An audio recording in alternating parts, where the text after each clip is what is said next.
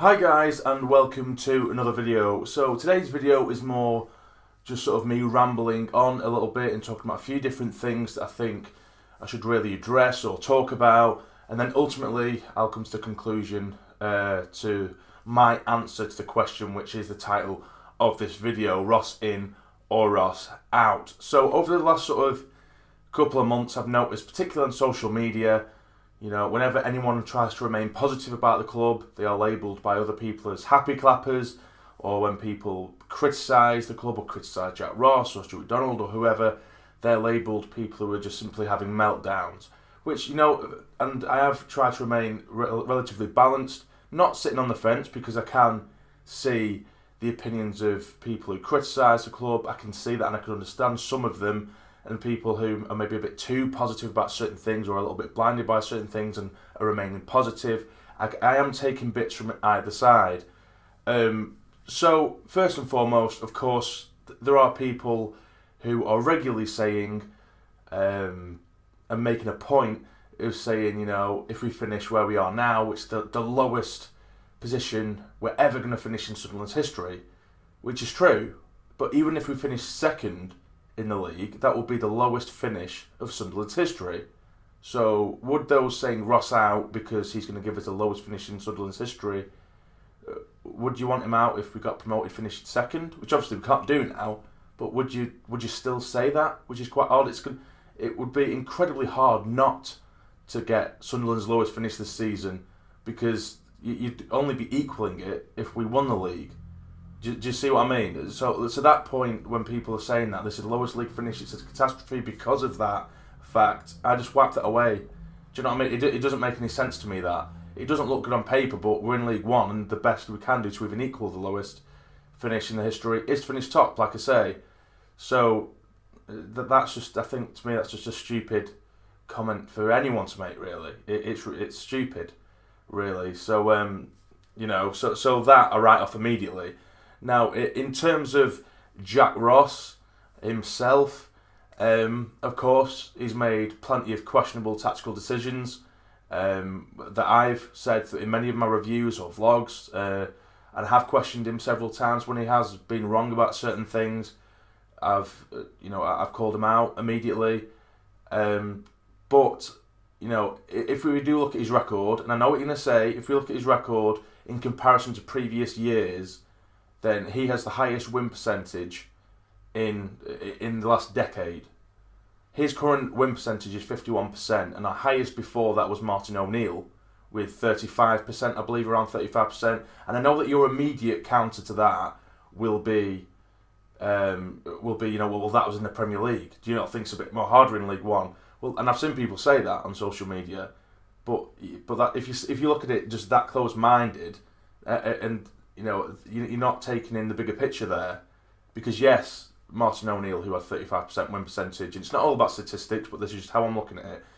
35% for Martin O'Neill, that was in the Premier League. Of course, we're Premier League players, we're against Premier League quality players as well. We're in League One now, and we still don't have a Premier League. We don't have a Premier League team anymore. People are still looking at this as if we are a Premier League club with Premier League players, where we don't. 90+% of our squad are League One bog standard players, and that is the harsh reality of it.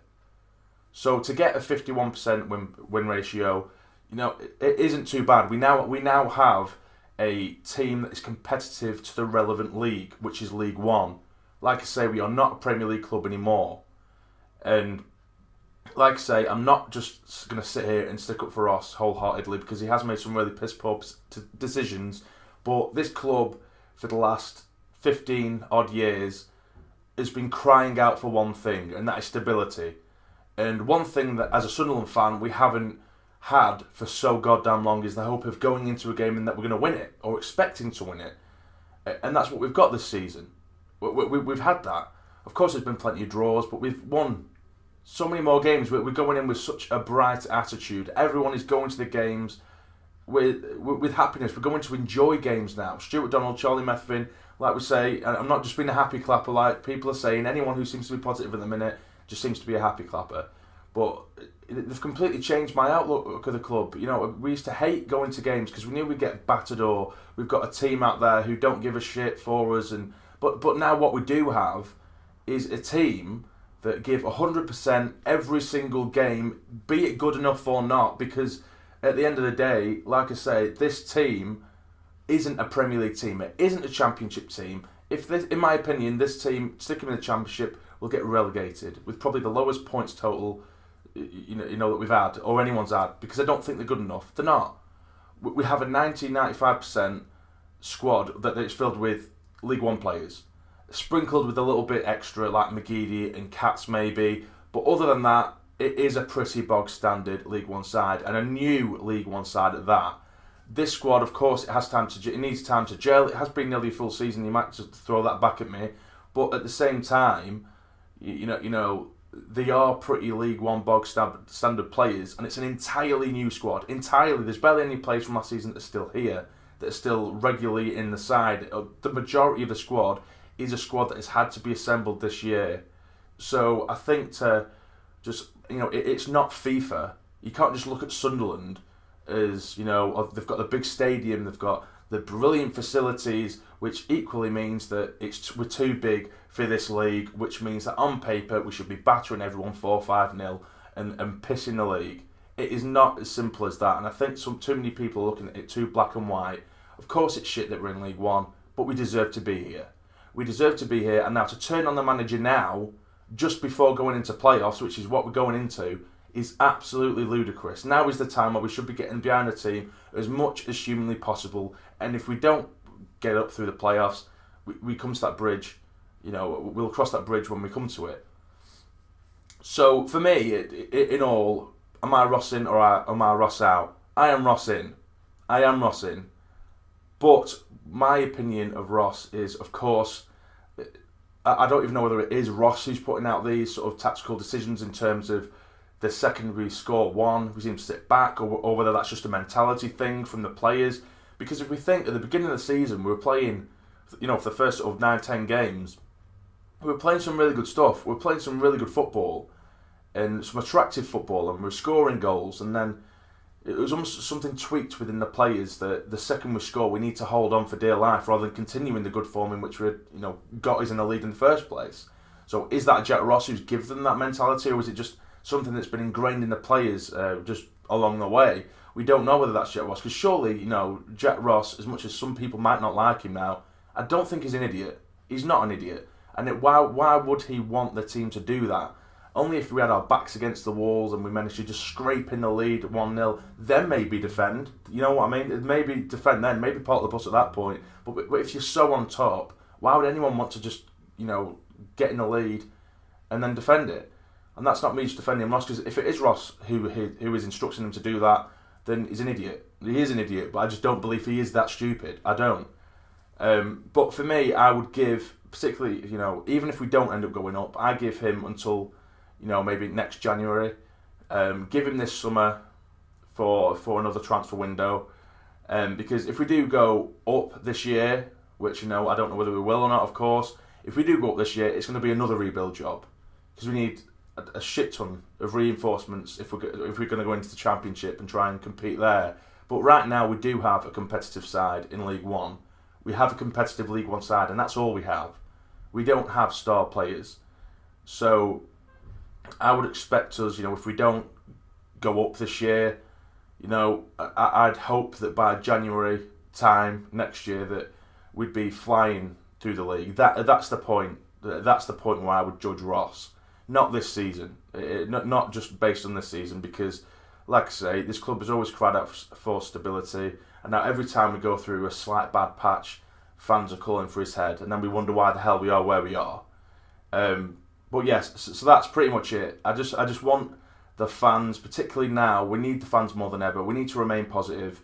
Fleetwood the other night, it was shit. It was shocking, but it's not the end of the world. Us as Sunderland fans, the amount of shit we've gone through, and there's been so many more positives than negatives this season.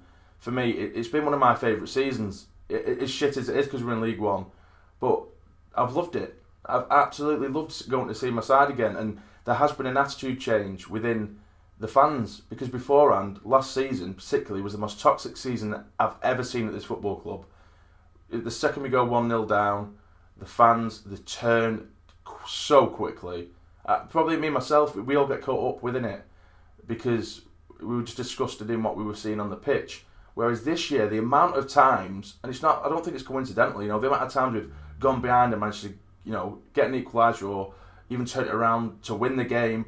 The fans are doing that. The fans, of course, it's down to the players to do it on the pitch, but the fans don't give up this year. We haven't given up this year. The second we concede, the fans are right behind them again, and that is the Sunderland fans I know and love, and those are the Sunderland fans we need to push us into the playoffs and get behind the side.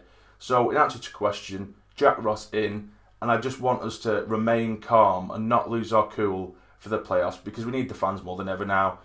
So, if you don't like what I've said, you can dislike the video if you want, or you can leave constructive criticism or a response in the comments if you like. But do what you like. It's my opinion. I've got my own opinions. You lot have got your own opinions as well, which is absolutely fine.